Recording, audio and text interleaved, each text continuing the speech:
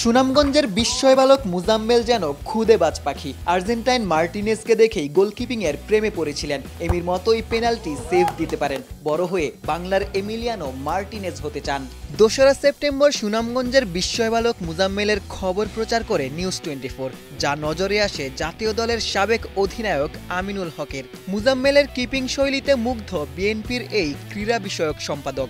মোজাম্মেল গোলপোস্টে তার বয়স মাত্র ৬ বছর এবং সেই ৬ বছর বয়সে সেই গোলপোস্টে যেভাবে আত্মবিশ্বাসী, যেভাবে তার আস্থা বিশ্বাস আমি দেখলাম এবং তার খেলার প্রতি যে ডেডিকেশন দেখলাম, তার যে সাধনা রয়েছে, তার যে বড় হয়ে বাংলাদেশ ফুটবল টিমের একজন গোলকিপার হওয়ার যে স্বপ্ন আমি তার ভিতরে দেখেছি এবং আর্জেন্টাইন গোলকিপার মার্টিনেজের মতো একজন বিখ্যাত গোলকিপার হতে চায়, এই যে স্বপ্ন, আমার কাছে মনে হয় এই স্বপ্নটাকে যদি আমরা ধরে রাখতে পারি, ওকে যদি এই স্বপ্নটাকে নিয়ে যদি আমরা লালন করতে পারি, তাহলে আমি দৃঢ়ভাবে বিশ্বাস করি যে সুনামগঞ্জের অজপাড়াগাঁয়ে জন্ম নেওয়া যে মোজাম্মেল একসময় বাংলাদেশ ফুটবল টিমে অবশ্যই খেলতে পারবে। মুজাম্মেলকে দেখে আমিনুল যেন শৈশবে ফিরে গিয়েছিলেন, নিজের গোলকিপার হওয়ার গল্পও তুলে ধরেছেন।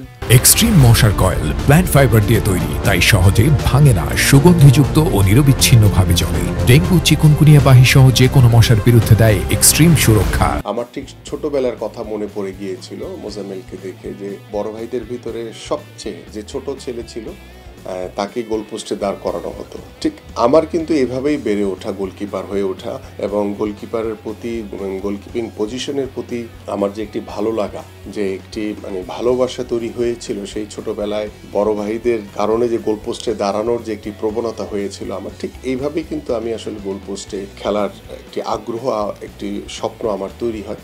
ঠিক মোজাম্মেলকে দেখে আমার ঠিক সেরকমই মনে হয়েছিল। অমিত প্রতিভার অধিকারী মুজাম্মেলের প্রয়োজন ছিল খানিকটা সুযোগ। তার স্বপ্ন পূরণে সেই সুযোগই করে দিতে চায় আমিনুল এবং তার দল।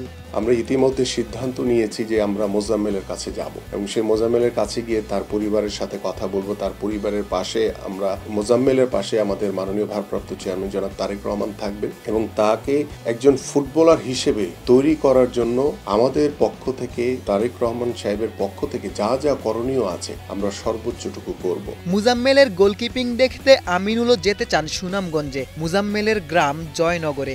আমরা মোজাম্মেলকে একজন ফুটবলার হিসেবে অবশ্যই তৈরি করতে চাই এবং তার বিষয়ে আমাদের সার্বিক সহযোগিতা থাকবে। পাশাপাশি আমরা মোজাম্মেলের পড়াশোনার দায়িত্বটুকু আমরা নিতে চাই, কারণ একজন পড়াশোনা করে যাতে তার একজন ভালো মানের একজন খেলোয়াড় হতে পারে সেই চেষ্টাটা আমরা করব।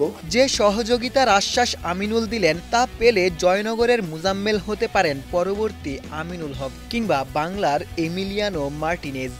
আশিক সারোয়ার, নিউজ 24।